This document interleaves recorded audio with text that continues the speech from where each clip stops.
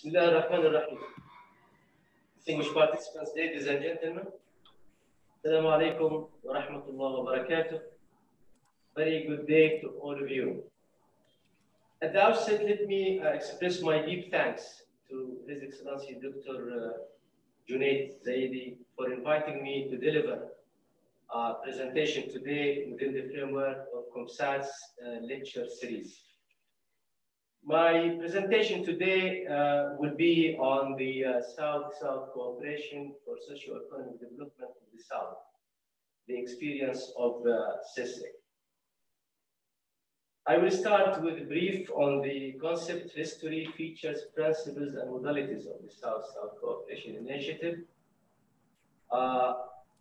Then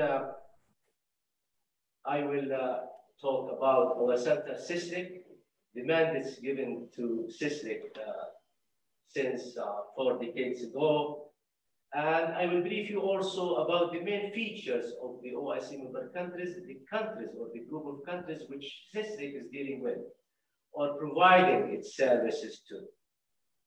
And then the last part, which is the main part of my presentation, will be focused on the experience of SESRIC, South-South cooperation in the 3 mandated area of statistics, research, and training. South-South cooperation is a bilateral or multilateral initiative among countries of the South, the developing and or least developed countries of the South, with the aim of sharing knowledge, skills, expertise, and resources through various modalities in order to meet development goals through concerted efforts and different modalities. South-South cooperation also aims to fostering the self-reliance of developing countries by enhancing their capacities to find solutions to their development problems while keeping with their own aspirations, values, and special needs. Considering its basic elements and guiding principles, the South-South cooperation is mainly based on shared experiences, empathy, and common objectives and solidarity of the cooperating countries. This in turn gives more important role of the countries of the South and their development partners, institutions, than that of the traditional donor countries. Let me, in brief, South-South cooperation is a term historically used by policymakers and academicians to describe the exchange of resources, technology, and knowledge and know-how between developing countries. The South-South cooperation is done through broad framework of collaboration among countries of the South in political, economic, social, cultural, environmental, and technical domains. Involving 2 or more developing countries, South-South cooperation can take place on bilateral, regional, inter-regional, or international basis. Let me just give a brief on the history of the South-South Cooperation Initiative. I will just highlight key years over the years to show how the initiative evolved over the time. In fact, as you know, the South-South Cooperation Initiative dates back to the end of the Second World War, when many newly independent Southern countries coalesced around shared political aspiration. At that time, these countries were neither industrialized nor socialist in the South, underdeveloped regions of the world. The understanding of these countries' common interests and the mutual benefits of cooperation was the seed which led to the creation of institutional frameworks of the South-South Cooperation Initiative. For example, the establishment of the Arab League in 1945 as a regional organization with the intention to draw closer relations between its member states and coordinate collaboration between them to safeguard their independence, interests, and sovereignty. Then 1 decade almost after, in 1955, the Bandung Conference, which was held in Indonesia, marks the launching point of the first large-scale Afro-Asian relations in terms of economic and social cooperation, where 29 South countries representing over half of the world's population unanimously adopted a 10-point declaration in promotion of world peace and cooperation. This historical event facilitated the formation of South-South cooperation because it was the first time that the participated countries were no longer colonies of distant European powers. The consensus was reached in which colonialism in all of its manifestation is condemned. The final communique of the conference underscored the need for developing countries to loosen their economic dependence on the leading industrialized nations by providing technical assistance to one another through the exchange of experts and technical assistance for development projects, as well as the exchange of technological know-how and the establishment of regional training and research institutes. Then in 1964, the first United Nations Conference of Trade and Development UNCTAD was held in Geneva. At the end of the conference, a group of 77 developing countries signed the joint declaration of the 77 countries group, creating the G77, the largest coalition of developing countries, least developed countries in the United Nations system. The G77 group was established to promote its members' collective economic interests and create an enhanced joint negotiating capacity in the United Nations. The G77 currently has 131 member countries.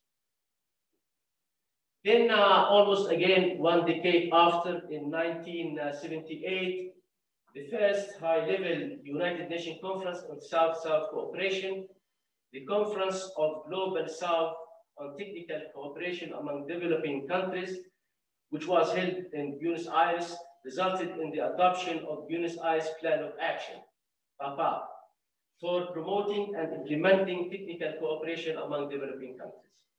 The conference made key recommendations in promoting South-South cooperation at country, sub-regional, regional, and global levels with the support of the United Nations system and other multilateral organizations upon the request of developing countries.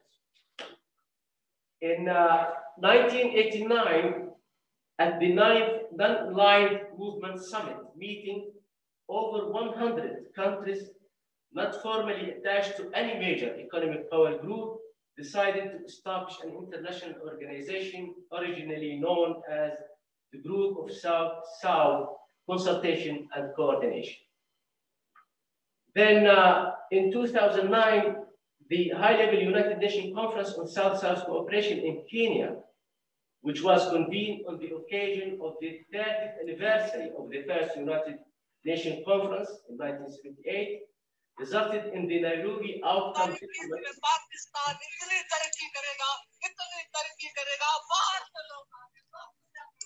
that highlights the roles of national governments, regional entities, and United Nations agencies in supporting and implementing South-South and triangular cooperation. The conference highlighted the growing political and economic ties within the developing world as countries of the Global South assume leading roles in handling global issues ranging from economic recovery to food security and climate change. In 2019, the second high-level United Nations Conference on South-South Cooperation, which is known as CAPACITIES Plus 40 Conference, celebrating the 40th anniversary of the Buenos Aires Plan of Action, resulted with a political declaration renewing the global commitment in the promotion and investment in South-South cooperation. The conference pointed out that South-South cooperation has made outstanding contributions to alleviating global inequality, coping with climate change, accelerating infrastructure construction, promoting gender equality, and enriching multilateral mechanisms. The outcome document adopted at the conference recognizing that South-South, and Triangle cooperation contribute to the implementation of the 2030 Sustainable Development Agenda.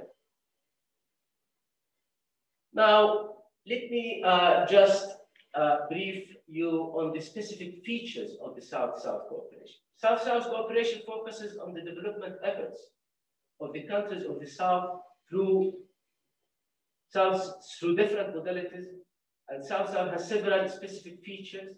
For example, capacity development is one of the main technical cooperation features that aims at enhancing institutional and human capacities based on mutual learning and different modalities through horizontal partnerships and diversity of presented choice.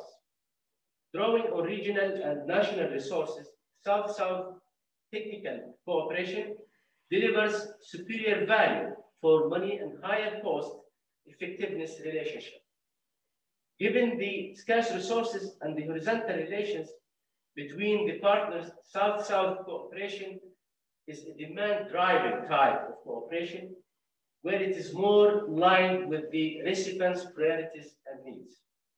Since the recipient, the beneficiary, and the provider countries share similar development challenges, South-South technical cooperation can generally provide highly adapted, relevant solutions, especially in terms of relevant technology and cultural understanding.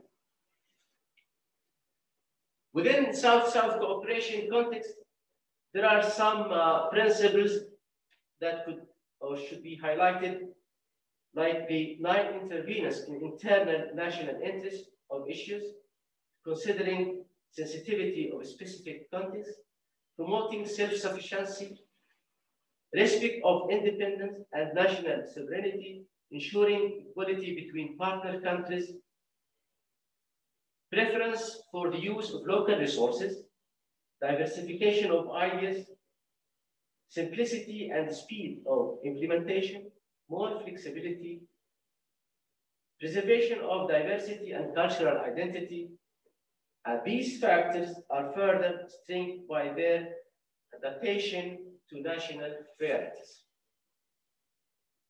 The modalities of South-South cooperation include, but not limited to, the following four modalities: sharing experiences and good practices, one or more developing countries with experience and expertise in a certain domain exchange this experience and expertise with one or more other developing countries. The strengthening of networks is another modality of South-South cooperation, where several institutions from different developing countries working in a specific domain can form a network and work together within the framework of this network. Another modality is the capacity building approach. The capacity building in the context of South-South cooperation is about increasing the ability of the Southern country to promote development. The Southern countries help each other build up their capacity to promote development through enhancing institutional, maybe could be equipment purchases, and enhancing human resources capacities through training and capacity building. Other modality is the partnership development approach, where one or more developing countries can start a partnership for setting up a common developmental project, something like joint ventures.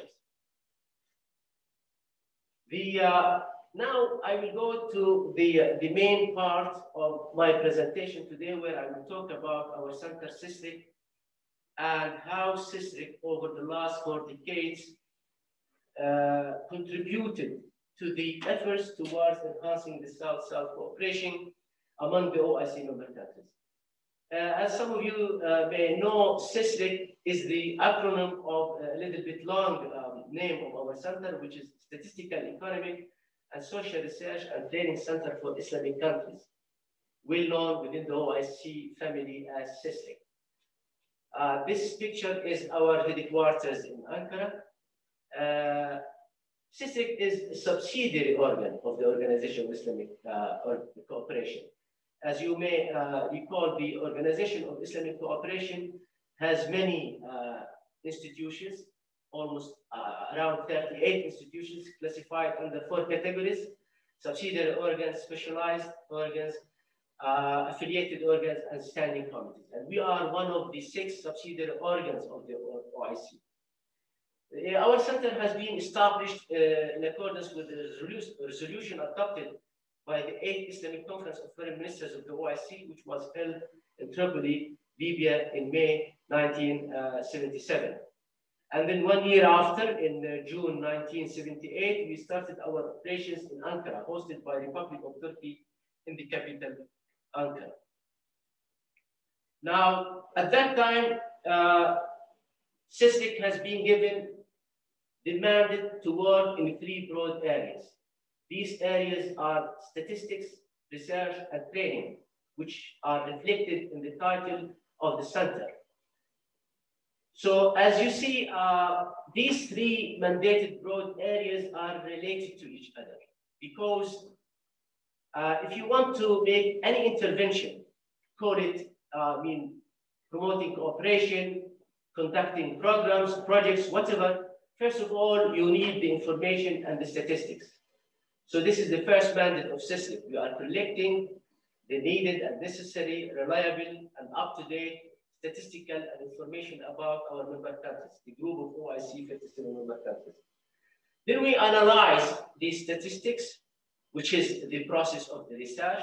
The research comes here based on the statistic. And then the aim of the research is to identify the problems and challenges facing the group of OIC member countries towards their efforts towards the development.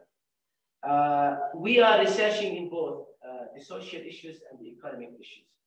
And then this research, the main outcome of our research, as I mentioned, is to identify the challenges and then to propose how these 57 OIC member countries can come together bilaterally or multilaterally to address these challenges, which is the intervention here based on the analysis and the data, which is the 3rd mandated area given to SESRIC, the training and the technical cooperation, the role of enhancing the institutional and the human capacities of our member countries. So all of these 3 mandated areas, the work of SESRIC in these 3 mandated areas, the approaches, the methodologies, the programs that we initiated and we developed over the last 4 decades from our experience, all these approaches could go towards or enhancing the South-South cooperation in the group of OIC member countries.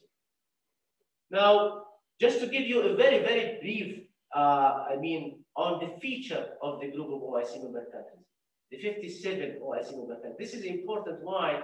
Because these are the part of the developing world that SESRIC is dealing with, that we are trying to enhance the South-South cooperation among these countries. This is a very interesting group of countries. As you see in the map, the green shaded are the 57 member countries of the OIC. The other colors, we have 5 observer countries in the organization. We have Syria suspended, and we have many attempts to full partnership from other non-OIC member countries to join the organization. Now, all what I want to see here, to show you here, the features of this group of countries. Why I am showing or highlighting the slides, because the feature that I want to highlight here help us, SESRIC, to really involve in the process of South-South cooperation among this group of the South. Now, the 57 OIC member countries, as you see, are located in 4 continents. We have 19, the majority of them, 19 countries in the region of Middle East and North Africa, and we have 21 of them in the region of Sub-Saharan Africa. We have 8 countries in Europe and Central Asia, 4 countries in South Asia, East Asia, we have 3 countries, and even we have 2 OIC full member countries in Latin America, Guyana and Suriname. Now, if you look to the map, the OIC member countries is located in a very interesting and a very important strategic region of the world, almost in the middle of the world. In terms of resources, this group of OIC member countries accounted for almost 25% of the total population of the world, and they constitute a significant part of the developing countries, the group of developing countries. In other words, they accounted for a significant part of the South globe, the southern countries. In terms of population, almost 40% of the non-OIC developing countries. There is important features of this population of the OIC that almost 52% of the total population of the OIC member countries are young people, range or fall within the group of 0 to 24 age. The group of OIC countries as a group, they enjoy almost 57% of the total global proven natural gas reserve, and almost 65% of the total global proven crude oil reserves. And the land of this region of the OIC member countries accounted for 28% of the total agricultural land in the world. Now, regardless of all these inherited or natural resources available to this group of member countries, unfortunately, the group of 57 OIC member countries accounted for only 8% of the world total production, and almost 10% of the world total exports, and almost 6% of the total world foreign direct investment stocks. Now, it seems very clearly that there are huge resources available in this group of countries which are not fully utilized for a reason or another, for development problems, challenges facing them, and that's why SESRIC is involving in supporting the efforts of these countries to achieve higher level of development, socio-economic development in their country. The other features, though the group is accounting a very minor percentage of the total world performance, this performance, this production of the 57 countries are concentrated in a few of them. So only, according to the statistic, only 10 countries accounted for 70% or sometimes more than 70% of the total production, the total export, and the total foreign direct investment attracted to the group.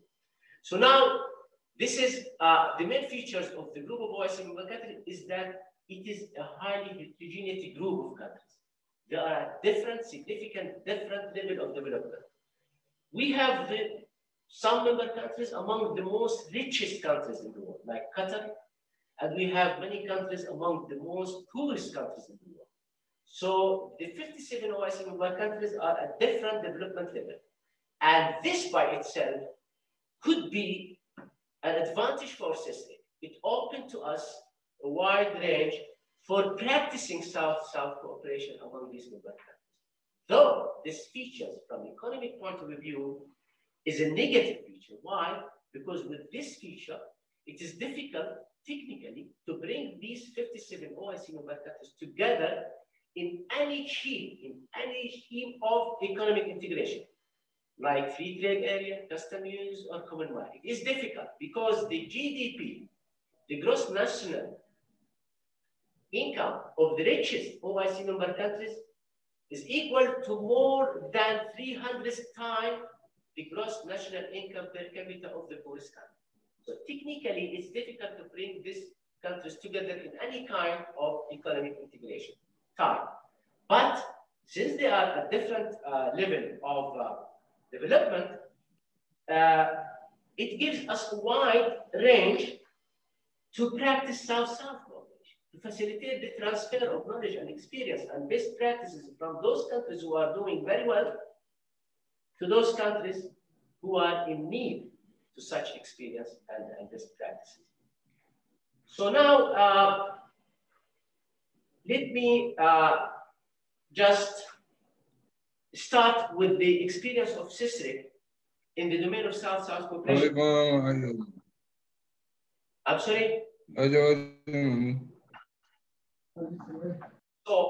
So this experience over the last 4 decades of SESRIC, practicing South-South cooperation or contributing to the South-South cooperation among the group of OIC member countries, the experience of the previous 4 decades is this accumulated experience in the domain of South-South cooperation has been documented in the United Nations Office for South-South Cooperation publication series titled South-South in Action. This is recently, last year. They chose SESRIC to publish its experience within their South-South in Action publication series. We and the United Nations Office for South-South Cooperation prepared the joint report, which is the cover of it is in my slide. This report titled South-South in Action, Transforming Potentials into Shared Prosperity. SESRIC and the United Nations Office for South-South Cooperation, we have just launched this report during a side event of the United Nations Day of South-South Cooperation on 15 September last year, virtually, of course. The joint publication celebrates SESRIC's accumulated experience over the last 4 decades and provides new insights into the field of South-South cooperation. This report presented selected programs and best practices initiated by SESRIC in line with its 3 mandated areas of statistical research and training to support and enhance socio-economic development in the OIC member countries, which is a significant part of the countries of the South. The United Nations Office for South-South Cooperation applauded actually SESRIC's contribution to establishing institutional infrastructure that promotes South-South cooperation among OIC member countries. Now, let me go one by one over these 3 mandated areas that, and I will brief you on the initiated, our programs, activities, and projects that we developed over the last 40 years, which all, as I mentioned, lead or enhance the contribution of the center to the South-South cooperation among the group of our member countries. So in the area of statistics, the first mandated area, as I mentioned before, now SESRIC, after these 40 years, we are considering within the OIC and even at the national and international level, we are the main and only statistical and information data bank on the group of OIC member countries. We are hosting and updating the only, in one place, huge statistical database. We call it OIC-STAT database. And this database currently includes 1,200 socio-economic indicators categorized under 26 categories, alphabetically covering all the socio-economic areas and fields, maybe alphabetically, I can say from A, agriculture, ending with Y, youth. And the importance of this database is that, as I mentioned, the only database on this group of member countries that you can find in one place and in the 3 official languages of the OIC, Arabic, English, and French.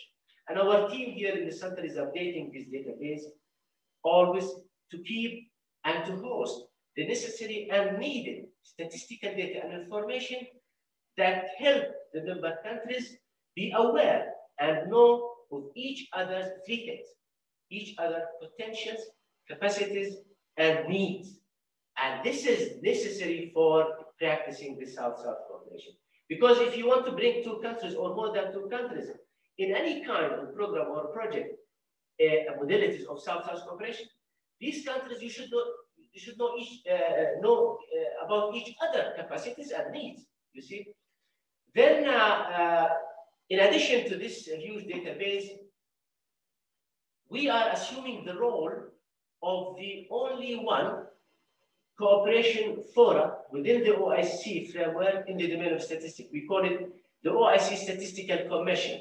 We are assuming the role of the secretariat of this commission. This commission is similar to the United Nations Statistical Commission. SESRIC, as the secretariat of this commission, organizing the annual session of this commission at the level of the heads of the national statistical institution. We bring them together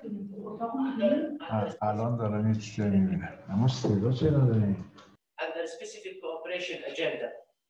in our headquarters here in Ankara. And we have the flagship SESRIC Statistical Capacity Building Program. Why? This is well known among all the national statistical offices in our member countries. We are trying to enhance the technical capacities of these important institutions. You know why? Because these are the national institutions which produce the national statistics, the national figures. So we are giving a high importance that these statistics, national statistics, should be at a very high level of quality and in line with the international standards. Why? To help these countries introduce or develop accurate policies and strategies. And then, of course, we have other statistical tools and publications like the Statistical Yearbook and Statistical Outlooks and other information. This is very quickly some details on the Statistical Capacity Building Program of SESRIC.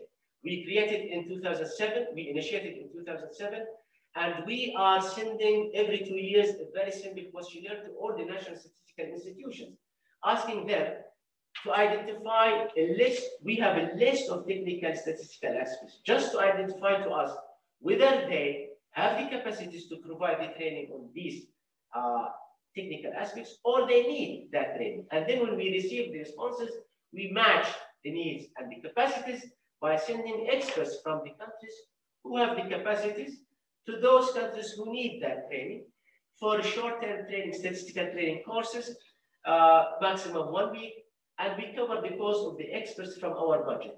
And this is a good model of South-South cooperation.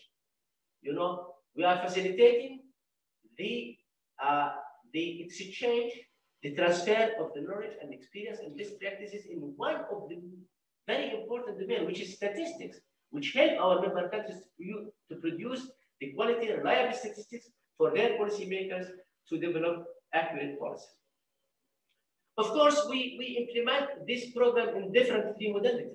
As I said, through sending experts to give short training statistical courses, or the other modality, technical missions. Sometimes some statistical offices, they have good programs and practices, and we want to transfer it to the other countries. So we bring some experts from these countries, needed countries, to the country with this experience to spend 1 week or 2 weeks as a technical mission. Or sometimes other modality, we are organizing training workshops or online training courses. The OIC Statistical Commission, as I mentioned, which is very important and the only OIC cooperation forum in the domain of the statistics, SESRIC is assuming the role of the secretary since 2010. We are organizing the annual session of this commission, which are the heads of national institutions. And this is considered by the United Nations Office for South-South Cooperation. They choose this as a unique approach for strengthening solidarity among the members countries of the based on South-South cooperation principles in the domain of statistics.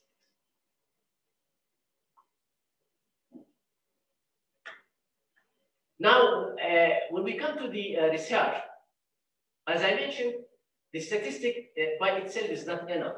You have to analyze the statistics. The reason behind the analyzing of this statistic, which is in practice the research process, is to measure the performance of the group of these countries and to identify the problems and challenges facing them in a wide range, of course, of socio-economic developments, because our origin mandate given to us in this mandated area is read as follows. We have been requested to study and evaluate the economic and social developments in the member countries to help generate proposals that will initiate and enhance cooperation among them. So how we implement this original mandate over the last 4 decades? Through different approaches, and the main one of them is preparing the technical background reports in all these socio-economic areas and submit them to the periodical ministerial conferences, sectoral ministerial conferences within the framework of OIC. The OIC has a wide range of ministerial conferences and a wide range of socio-economic issues. Ministers of Agriculture, Ministers of Trade, Ministers of Health, Education, Youth, Gender, and to all these ministerial conferences, SESRIC is preparing what we call it the technical background reports, where we submit to the ministers, and we present to the ministers, who are the policy makers in our member countries, we present them the current situation, first of all. So these research technical background reports included the three important elements. First, based on the statistic, we say to them, look, this is the current situation, the performance of our group of our member countries in, for example, the area of agriculture. They are doing such. And we compare this performance with other groups, the average group in the world, like the group of developing countries, the world average, and other groups. And then we identify the problems and challenges, technical problems and challenges facing them in that area. For example, in agriculture, the problem of scarcity of water, the problem of technology, agriculture technology, irrigation system, whatever. Then the third element, we propose to them the policy-oriented recommendations and proposals, mainly not at national level. These reports do not include recommendations or policies at national level. Why? Because each country has its own strategies or policies at national level. But we concentrate in our proposal or policy recommendations on the multilateral recommendations. How can these countries together, or bilaterally, or a group of them come together to address these challenges and problems and to improve their situation in this area? So our research is contributing to the policy dialogue within the OIC countries under the umbrella of the OIC Organization of Islamic Cooperation. These are, the well-known sectoral technical background reports. We have almost 13 areas. We are covering 13 areas. The traditional economic sectors, I mean, like agriculture, tourism, water, whatever, and then some social issues, health, education, gender, labor, whatever. And as I said, we prepare these reports based on the most recent statistic in our member countries. Sometimes you are using surveys sending to the member countries. And this is the other things that I want to mention here is that after these 4 decades of experiencing and research, we are considering the main research arm of the OIC.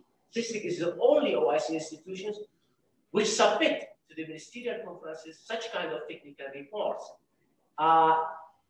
After this experience, the organization, the OIC, started to ask our center SESRIC not only to prepare these reports, but to prepare also some strategic documents and cooperation frameworks for each of these areas and fields. So our center SESRIC prepared over the last few years some of these strategic and technical cooperation frameworks, like the OIC Strategic Program of Action, like the OIC Labor Strategy, like the OIC Gender Strategy, and many others. So this is the connection between how SESRIC contribute to the South-South cooperation among the OIC member countries through the mandated area of research. So we start with evaluating the performance of the situation of the group, identifying the problems.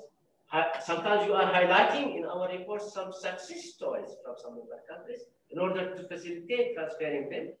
And then the policy that we suggest at the end, and these policies sometimes and over the years have been converted among some member countries in a very good cooperation relations, and even some institutions has been established based on some of the recommendation of SESRIC.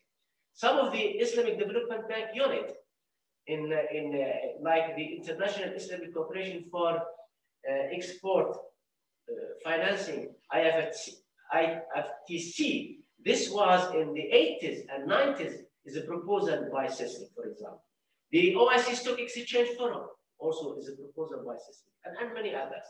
So the research of SESRIC contribute to South-South cooperation through contributing to the policy dialogue among these member countries.